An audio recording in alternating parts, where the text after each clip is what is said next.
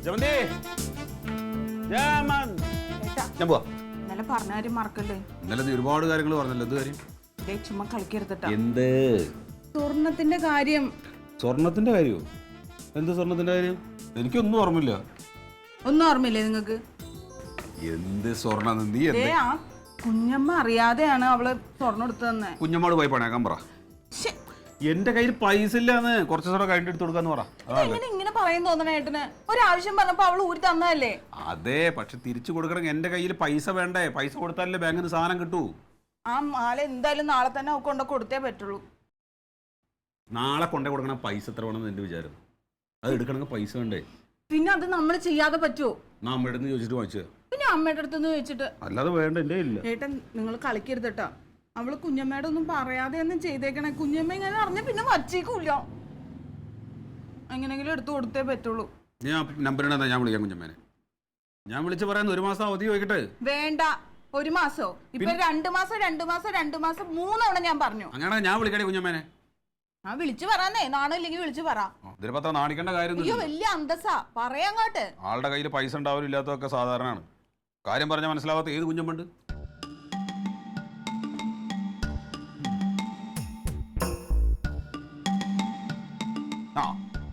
റിങ്ങുണ്ട് പറഞ്ഞോ. എന്തെന്ന് റിങ് എടുത്തോ. ആരെടുക്കാൻ? നിങ്ങളോട് ആരെ വിളിക്കാൻ പറഞ്ഞ? ഞാൻ പറയില്ല എന്ന് പറഞ്ഞാലേ നിങ്ങൾ അങ്ങോട്ട് വിളിച്ചു പറ.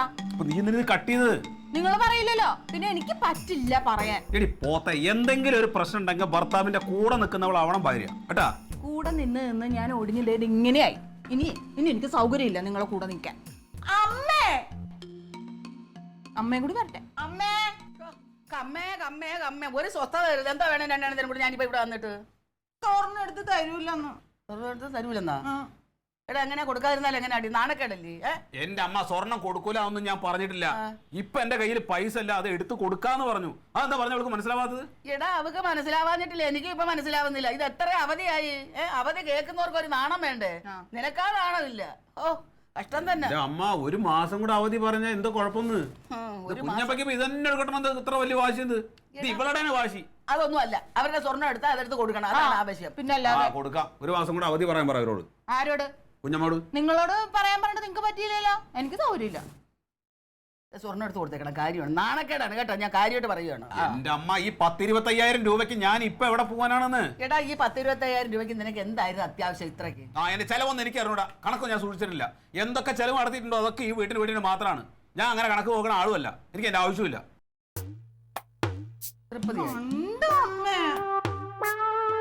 അവനെടുത്ത് തരും.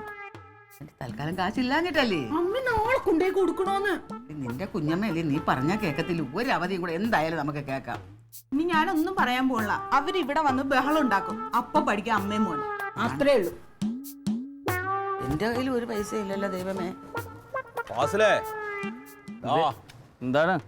നാളേക്ക് ഒരു 10-25,000 രൂപ വേണല്ലോ. നാളേക്ക് ഒരു 10-25,000 രൂപ വേണം.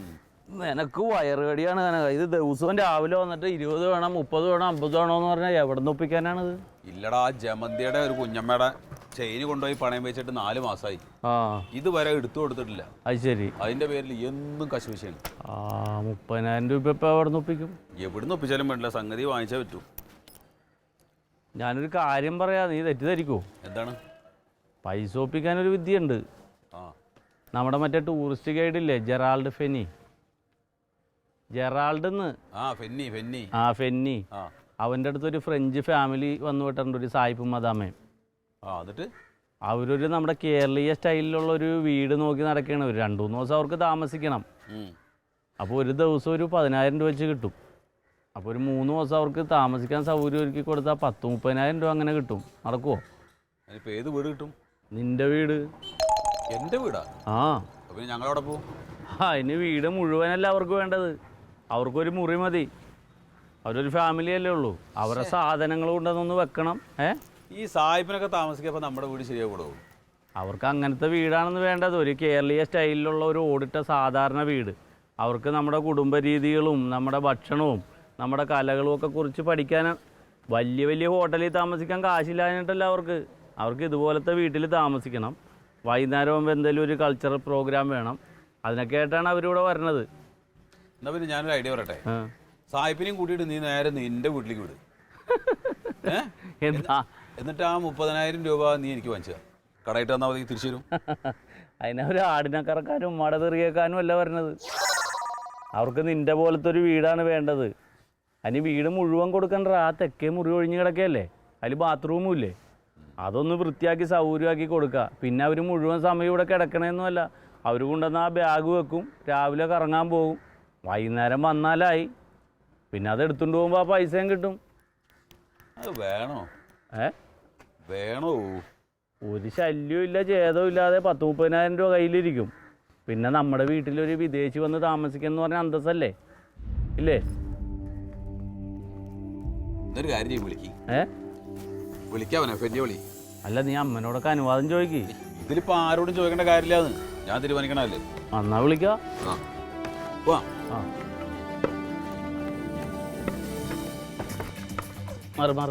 വേണ്ട വേണ്ട.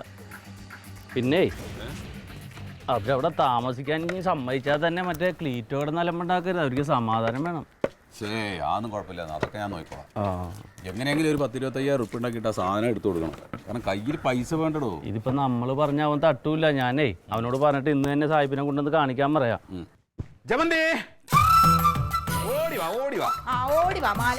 മാലൊക്കെ തരാം. മാലക്കെടുക്കാൻ സാവകാശം ഉണ്ടല്ലോ. അപ്പൊ നിങ്ങൾ ഇന്നും മാല എടുത്തിട്ടില്ല? അമ്മ വന്നേമ്മ, അവിടേക്കമ്മ. ഒരു കാര്യം പറയട്ടെ, ഒരു കാര്യം പറയട്ടെ.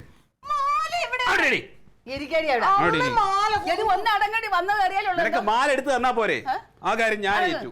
ഒരു 3 ദിവസത്തെ സാവകാശം. 3 ദിവസം കഴിയുമ്പോ മാനത്തുനിന്ന് പൊട്ടി വീഴും മാല. പൊട്ടി വീണ് ഞാൻ കാണിച്ചു തരാം. നോക്കമ്മ, ആദ്യം ഉണ്ടല്ലോ ഈ മുറി ഇതൊന്ന് അടിച്ച് തുടച്ച് വൃത്തിയാക്കി ആ കട്ടിലിന്റെ മുകളിൽ നല്ല വിരിപ്പൊക്കെ വിരിച്ച് ഒന്ന് ഭംഗിയായിട്ട് അറേഞ്ച് ചെയ്തിടണം. എന്തിന്? അതെ, കുഞ്ഞമ്മ മാല കഴിക്കാൻ വരൂലേ, അപ്പൊ കുഞ്ഞമ്മക്ക് താമസിക്കണ്ടേ? അതിന് വേണ്ടിട്ട്. കാരണം അടുത്തൊന്നും എടുത്തു കൊടുക്കൂലല്ലോ, കൊറേ ദിവസം ഇവിടെ താമസിക്കേണ്ടി വരും. അല്ല, ഇവിടെ അങ്ങനെ ആരും വരാനില്ല. എനിക്ക് ആകെ വരുന്നത് എന്റെ സഹോദരനാണ്. അവൻ വന്നാൽ വൈകുന്നേരം ഞാൻ പോവുകയും ചെയ്യും. ഇവിടെ കിടക്കാനൊന്നും അവൻ നിൽക്കത്തില്ല. പിന്നെ ഇപ്പൊ എന്തിനാ ഇനിയിപ്പൊ മുറി വൃത്തിയാക്കുന്നത്?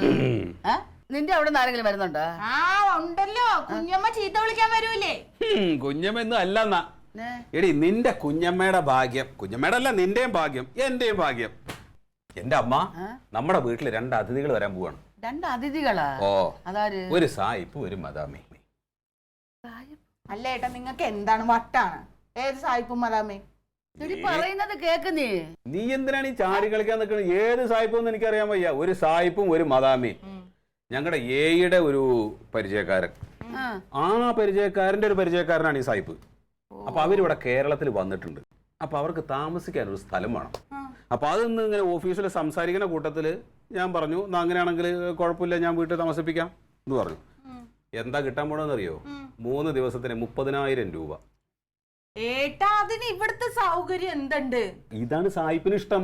സായിപ്പിന് വലിയ വലിയ ഹോട്ടലിലൊക്കെ താമസിച്ചിട്ട് മോഹമൊക്കെ മാറിയില്ലേ? ഇല്ല. അപ്പൊ എന്താ വേണ്ടതെന്ന് ഇങ്ങനെ ചോദിച്ചപ്പോ ഞാൻ പറഞ്ഞു, അങ്ങനെയാണെങ്കിൽ ഒരു കാര്യം ചെയ്യാം, ഞാൻ വീട്ടിലേക്ക് കൊണ്ടുപോവാ. അത് ഇവിടെ അതിന് വലിയ സൗകര്യം ഉണ്ട്. ഈ ഏട്ടനെ എന്തൊക്കെ പറഞ്ഞു? എന്തിനാന്ന് ഇത്രയും വലിയ സൗകര്യം? അവര് 2 പേരല്ലേ ഉള്ളൂ. കട്ടിലുണ്ട്, ഫാൻ ഉണ്ട്, പിന്നെ ബാത്ത് അറ്റാച്ച്ഡ് റൂം ഉണ്ട്. പിന്നെ വേറെ കാര്യം, അവർക്ക് ഇഷ്ടം കഞ്ഞിയും പയറും. അത്രയും കഞ്ഞിയും പയറുമാണിത്. അങ്ങനെയുള്ളവരുണ്ടെന്ന്.